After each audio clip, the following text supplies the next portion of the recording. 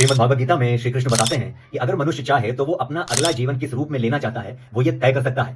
स्वागत है आप सबका 30 डेज का श्लोका भगवत गीता की सीरीज के 23वें श्लोक में। और ये श्लोक अध्याय 8 का 6वां श्लोक है।